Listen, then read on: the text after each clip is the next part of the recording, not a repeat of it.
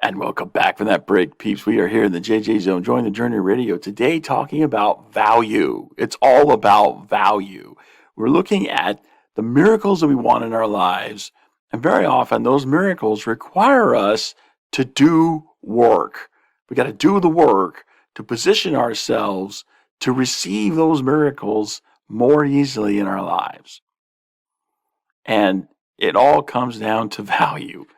So just like, Billy Joe was singing over the break, it's all about soul. You're in that, you're in that relationship. The people enter relationships and stay in relationships because they're doing this cost benefit analysis. They're looking for value. And we all inherently know this. Go back to the fundamentals of the dating journey, which is something we talk about, often here on this program and also on the World of Ted. If you're not a JJ Zoner, get yourself over to our website, join the Journey Radio, become a JJ Zoner and get access to all of that content so that you can participate more in the JJ Zone and get yourself inundated with the fundamentals of the dating journey. Now, here's the deal.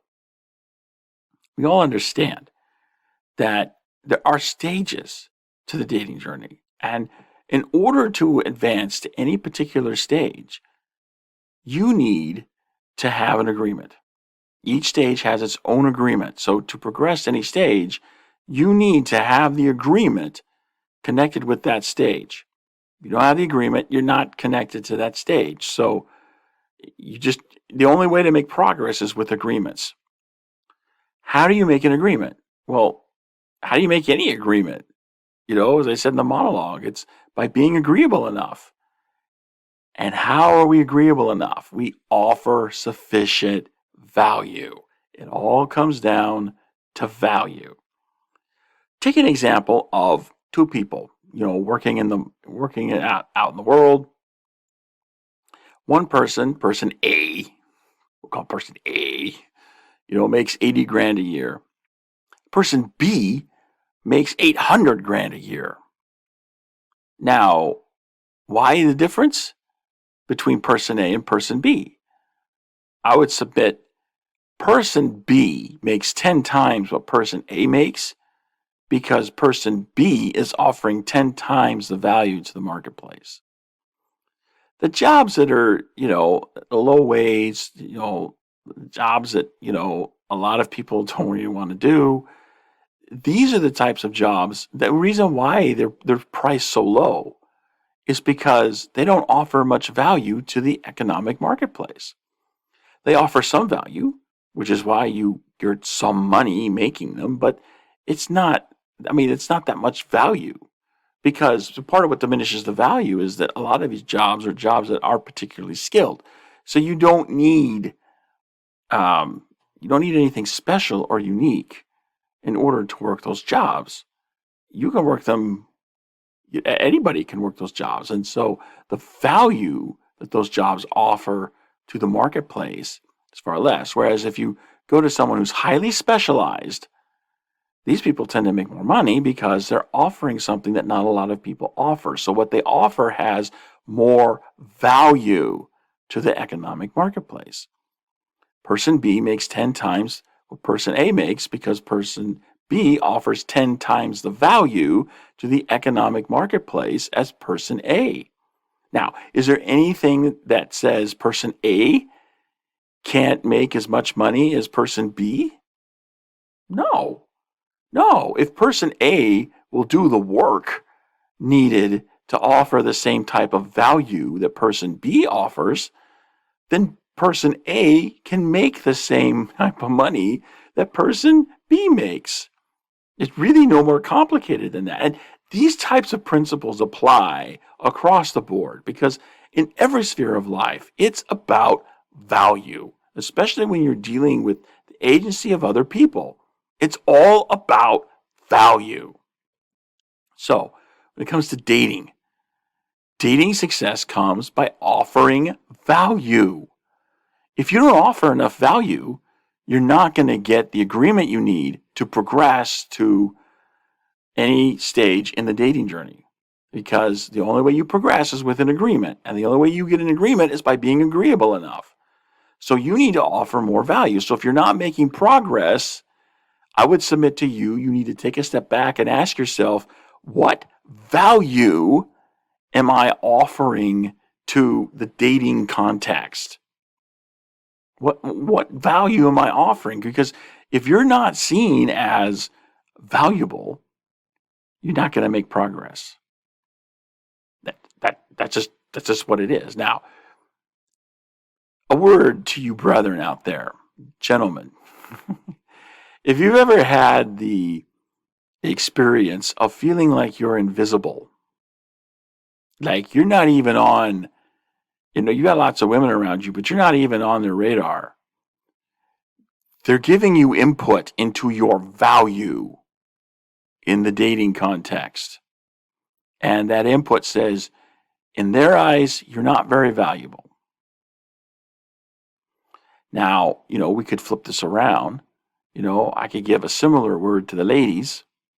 Ladies, you're not getting the attention that you want. You're just not offering value. Now, some things are more valuable than others. Different people have different value systems, different value structures. So not everyone's going to value the same thing. And not everyone is going to value the same thing to the same extent.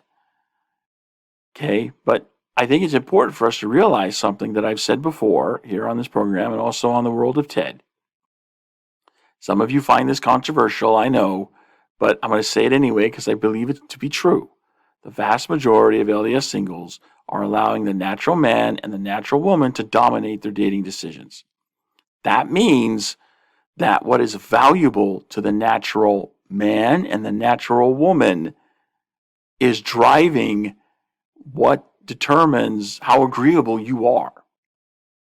I mean, that's really what it is. How agreeable you are is being driven by the natural man and the natural woman and what the natural man and the natural woman values. Now, the natural man values youth and beauty. There have been countless studies done on this where, they look at, like age and like attractiveness to the opposite gender. So, you take like, say, a 22-year-old man and a 22-year-old woman. The 22-year-old man is generally speaking going to find the 22-year-old woman attractive. The 22-year-old woman will generally find the 22-year-old man attractive. Okay? Now, add another 10 years. The 32-year-old man is still going to find the 22-year-old woman more attractive, right? But the 32-year-old woman is going to find the 32-year-old man more attractive. See, women tend to be attracted more to men that are about the same age that they are. But men are always going to be more attracted to the woman who's younger. Always. It's part of the natural man. So the natural man values youth and beauty. So, yeah, you're talking about like, how are we going to like increase our value? You're not getting any younger. Nobody's getting any younger. We're all getting older. So you've got a limited window of opportunity in which to operate. And, you've also got to look at the whole beauty question, youth and beauty. Those who have beauty, it tends to fade over time. So again, limited opportunity. I'm sorry. That's just what it is. Now, I don't want to get you all down and thinking that all hope is lost. We're going to talk later in the program about ways in which you can take hope and take courage for the future. Okay, but I just got to lay this out because successful people deal with the world the way it is, not the way they wish it would be. Okay, and this is something that we all got to watch out for. Okay, especially us men. Because again, men tend to think of love idealistically. The natural man thinks of love idealistically. She should love me because, I have all these spiritual attributes and she shouldn't be so superficial, right? I mean, this is idealistic love. And this is how we tend to think of it. That's not the way women think of it, though. Women think of love opportunistically. So if they, looking around them and they see a man who has more value than the rest, They're going to chase the man who has more value. And they're going to compete with each other because that's what the natural woman does. The natural woman waits for the winner to cross the finish line and then chases the winner. So if you're not crossing that finish line first, this is why you're invisible. They don't perceive you to be top shelf. This is why the natural man and the natural woman are both enemies to God. Because if you've got 80% of the women wanting the top 20% of men, 60% of the women aren't going to do anything. They're going to be disappointed. And they're not going to accept anything less because, again, the natural woman is hypergamous. The natural woman doesn't want to date down. The natural woman wants to date up. So, once all the quote-unquote top shelf men get taken, then they look around, they say, where have all the good men gone? And of course, those of us who really are good men and hearing this are looking around and feeling really hurt by that because we're there thinking, it's like, well, how am I not good? And again, because we're thinking about love idealistically. See, you just understand the way that, the natural man, the natural woman thinks, and everything becomes so much more understandable.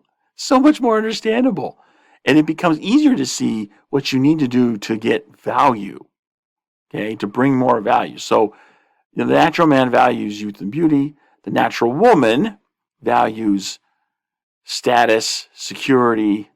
So, men with money, men with muscles, that look like, their favorite Hollywood movie star. They value these things, okay? Because, again, it all goes back to the way that they naturally think. It all goes back to the way men and women naturally think. We're coming to a break here. It's going to take that break. When we come back from the break, I want to continue this discussion, but in the context of, how do we increase our value? And how do we do that in the context of the vast majority of Latter-day Saint singles making dating decisions that are dominated by the natural man and the natural woman? How do we succeed in that? I want to tackle that question at the break, so I will see you there on the other side.